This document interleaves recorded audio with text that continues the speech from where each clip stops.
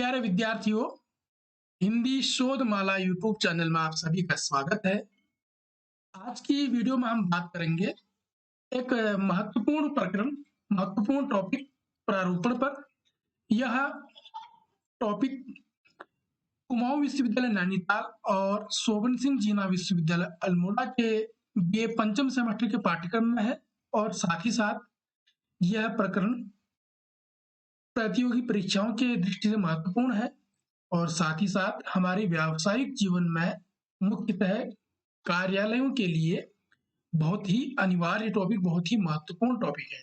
तो आइए बात करते हैं प्रारूपण किसे कहते हैं, प्रारूपण क्या है और साथ ही साथ प्रारूपण की क्या विशेषताएं होती हैं और प्रारूपण कितने प्रकार का हो सकता है। जैसा कि देखने में ही लग रहा है, सुनने में लग रहा है, प्रारूपण अर्थात प्रारूप। तो प्रारूपण का जो सामान्य अर्थ है या सामान्य आशय है वह पत्रों, सूचनाओं, परिपत्रों और समझौतों के प्रारूप तैयार करने से है। हम कार्यालय में जब भी आप देखते होंगे, कार्यालय में दो तरीके के होते हैं, अधिकारी होते हैं, दूसरे जो है कार्यालय के जो कर्मचारी होते हैं।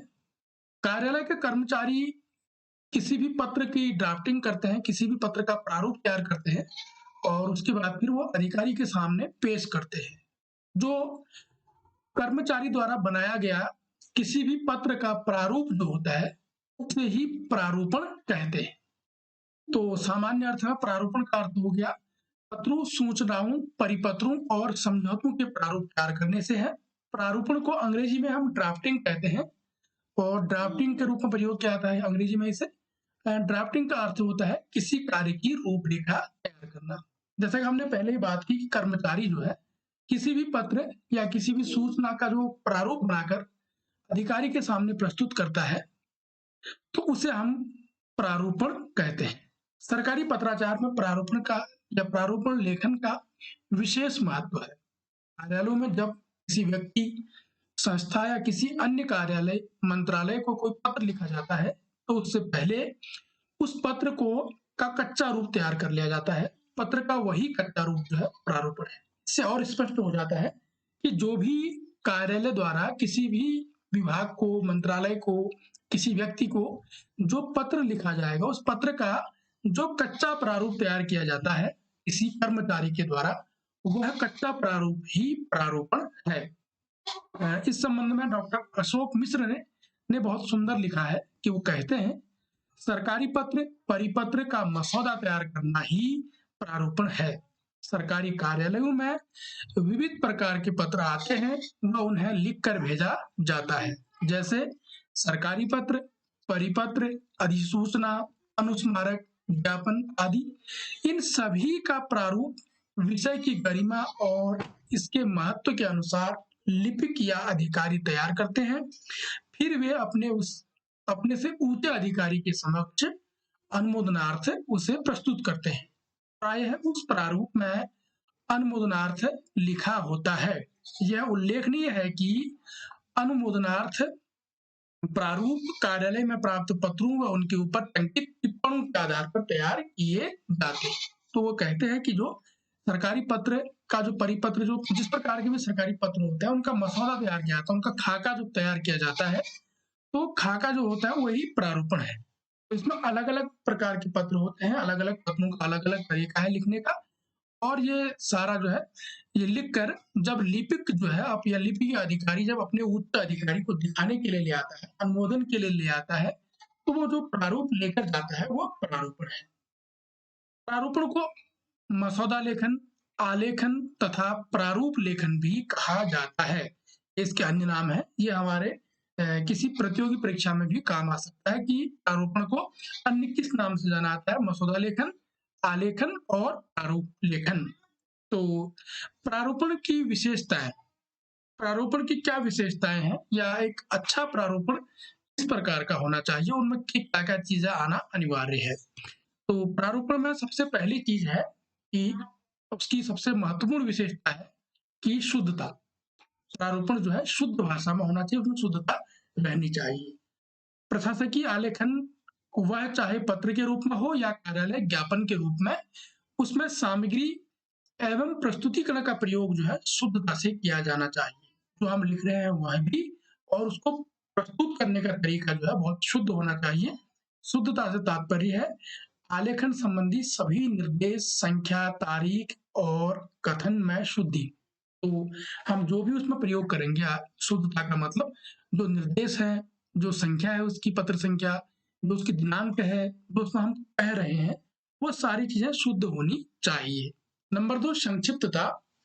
प्रारूपण का सबसे जो महत्वपूर्ण है वो संक्षिप्तता से है। संक्षिप्तता का मतलब यहाँ पर यह नहीं है कि हम कुछ चीजों को छोड़ दें। संक्षिप्तता का मतलब है कि बातें सारी उसमें आ रही हों और वह बहुत उसमें जो है जो बेकार की बातें हैं उनको न लिखा जाए। प्रारूप जहां तक संभव हो छोटा होना चाहिए ताकि अधिकारी को उस पर जो है अधिक समय व्यय न करना पड़े, यानी कि अधिकारी का समय बचे।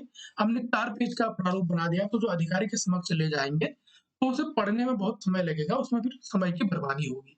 परंतु संक्षिप्त का अर्थ यह नहीं है कि पत्रोत्तर के सभी मुद्दों का समावेश न हो। जो हम पत्र के माध्यम से अपना उत्तर दे रहे हैं, पत्र के माध्यम से जो सूचना भेज रहे हैं, वो कटनी नहीं चाहिए, वो कम नहीं होनी चाहिए। सूचना पूरी उसी फॉर्मेट पे जानी चाहिए, परंतु उसको संक्षिप्त रूप में लिखा जाना चाहिए। नंबर 3 परिपूर्णता।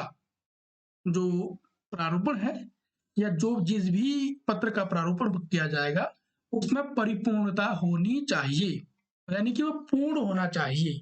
क्यों? क्योंकि हमारे जो सरकारी जो कार्यालय होते हैं लगातार उनमें जो है कर्मचारियों का तबादला यहाँ से वहां होता रहता है, यहाँ से वहां चले जाते हैं, वहां से यहाँ। तो उस स्थिति में अगर हमारा पत्र जो है पूर्ण होगा, हमारे पत्र का प्रारूप पूर्ण होगा, यदि एक कर्मचारी यहाँ से दूसरी जगह चला गया है, उसकी जगह कोई दूसरा कर्मचारी आएगा, तो उसको पत्र को देखकर कोई कठिनाई न हो। उसमें सारी चीजें आवश्यक रूप से होनी चाहिए, जो होनी चाहिए, ताकि उसको अन्य अतिरिक्त मेहनत न करनी पड़े, स्पष्ट रूप से वो समझ जाए। तो पत्र में हम हमेशा जो है परिपूर्णता रखनी चाहिए। जो भी उसमें अनिवार्य है, जो सूचनाएं हैं, जो जानकारियां हैं, वो पूरी उसमें होनी चाहिए। नंबर 4 है विषय। प्रारूपण के विषय में और उसके उद्देश्य का आलेखक को जो है पूरा ज्ञान होना चाहिए कि क्या इसका विषय है और क्या इस पत्र का उद्देश्य है, ताकि उसके बारे में लिखते समय वो जो है किसी भी अस्पष्टता को का प्रयोग न करे, यानी कि जो भी वो लिखना चाहे उसमें कुछ चीजें अस्पष्ट न रहे, सब कुछ स्पष्ट हो जाए। नंबर 5 विभाजन है। विभाजन हम जो है आलेखन को स्थूल रूप से जिन भागों में विभाजित किया जाता है, यानी पत्र को जिन भागों में बांटा जाता है उनको जो है पूर्ण रूप से उसमें प्रयोग होना चाहिए। जैसे निर्देश, प्रकरण, वक्तव्य एवं निष्कर्ष, ये 3-4 चीजें जो है भागों में बांटा जाता है। ये सारी बातें उसके अंतर्गत आनी चाहिए। विभाजन उसी प्रकार से होना चाहिए। प्रतिलिपियां, ये सरकारी पत्र में जो है बहुत अधिक देखने को मिलता है कि हमें जो है एक ही पत्र की प्रतियां जो है प्रतिलिपि 3-4-5 अधिकारियों को भेजनी होती है। तो ये आप हमें ध्यान रखना चाहिए। उस पत्र का प्रारूप में जो है ये प्रारूपण में ये सारी चीजें होनी चाहिए। शासकीय पत्र व्यवहार में अलग, अगर मूल पत्र की प्रतियां जो है अन्य अधिकारियों को भी भिजवानी होती है तो पत्र के अंत में उन सबका उल्लेख किया जाना चाहिए जिनको भेजना है। जैसे हमें मान लिया जाए हमने एक एसडीएम साहब को एक पत्र लिखा और उसके बाद हमें वही पत्र अन्य जगह भी भेजना है, तो नीचे से उसमें प्रतिलिपि करके नंबर 1, नंबर 2, नंबर 3 इन अधिकारियों को जिनको जाना है उनका जिक्र होना चाहिए। नंबर 7 है उद्धरण। अगर पत्रोत्तर जो है पत्र का उत्तर में किसी नियम अथवा उच्चतर अधिकारी के आदेश का उद्धृत करना आवश्यक हो तो संभव मूल शब्दों में उसका उल्लेख किया जाना चाहिए। अगर हम किसी को पत्र भेज रहे हैं और जैसे हम लिखते हैं कि आपके इस पत्रांक के पत्र के अनुपालन में ये कार्य किया जा रहा है या उसके अनुपालन में हम आपको सूचना दे रहे हैं, तो इस प्रकार जो जिस पत्र का हम जिक्र कर रहे हैं उस पत्र को जो है मूल शब्दों का ही उल्लेख किया जाना चाहिए, न कि अपने हिसाब से लिखा जाना चाहिए। नंबर 8 है संलग्न पत्र। कई बार हम क्या होता है कि एक पत्र भेजते हैं उसमें जो है दूसरा पत्र जो है संलग्न कर देते हैं। जैसे उच्च शिक्षा की बात करें तो अगर निदेशक कोई पत्र भेज रहे हैं तो वो एक सचिव का पत्र भी उसमें लगा देते हैं कि सचिव के आदेशानुसार इस पत्र में संज्ञान लीजिए। तो उस पत्र में जो है हमें उस पत्र की आवश्यक सूचना देनी चाहिए कि ये पत्र है, जिसको बाईं ओर उसकी सूचना दी जाती है, बाईं ओर उस पत्र को लिखा जाना चाहिए। नंबर 9 है भाषा। तो प्रयोगमूलक हिंदी की बात कर रहे हैं तो भाषा बहुत अनिवार्य है कि आलेखन की भाषा का प्रयोग जो है अत्यधिक महत्व है। शासकीय पत्रों की भाषा एवं साहित्यिक पत्रों की भाषा में अलग-अलग बात है। जो साहित्यिक भाषा होती है वो अपने मन की होती है और साहित्यिक जो होते हैं वो शासकीय जो होते हैं उनकी अलग संस्कार है। उनकी प्रकृति अलग है, उनके अलग-अलग संस्कार है, अलग-अलग तरीके हैं लिखने के। क्योंकि साहित्यिक भाषा जो है वैयक्तिक होती है, जबकि प्रशासकीय भाषा निर्वैयक्तिक होती है।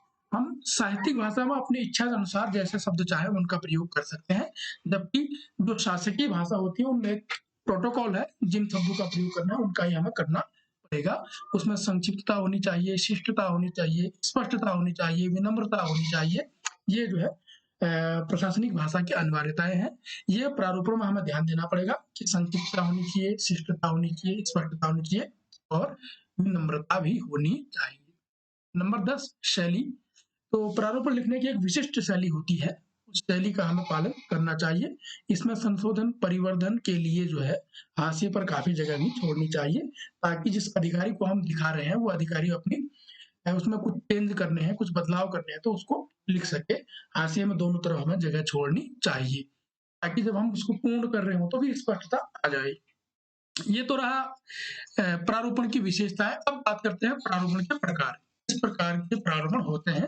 तो प्रारूपण के प्रकार सीधे सीधा है कि जितने प्रकार के हमारे कार्यालयीय पत्र होते हैं उतने ही प्रकार के प्रारूपण भी होंगे, क्योंकि हर एक पत्र का अलग प्रारूप होता है। जैसे कार्यालय ज्ञापन है, आदेश है, अधिसूचना है, कार्यालय आदेश है, अनुस्मारक है, प्रेस विज्ञप्ति है, मंजूरी पत्र है, परिपत्र है, संकल्प संताप है, सूचना है, ज्ञापन है, पृष्ठांकन है, तार है, घोषणा है, उद्घोषणा है, प्राप्ति स्वीकार है, द्रुत पत्र है, मितव्यय पत्र है। तो अलग-अलग पत्र के लिए अलग-अलग प्रारूप है और उसका अलग-अलग प्रारूपण भी बनता है। तो जैसे कार्यालय ज्ञाप है, उसका अलग तरीका होगा लिखने का, आदेश है, उसका अलग तरीका लिखने का होगा। जैसे हम अगर थोड़ा-सा देखें तो जैसे आदेश लिखना है हमें तो आदेश जो है अधिकारी सीधे-सीधे लिख देगा, आदेश अलग होगा उसका। और ज्ञापन लिखना है तो ज्ञापन थोड़ा-सा अलग तरीके का होगा। तो इन सब में अंतर है, सबको अलग-अलग तरीके से लिखा जाता है। तो आशा करते हैं आपके लिए यह कक्षा जो है ज्ञानप्रद रही होगी। अगर आपको अच्छा लगा है तो आप चैनल को सब्सक्राइब कीजिए, लाइक कीजिए और अपने साथियों में प्रसारित कीजिए। धन्यवाद।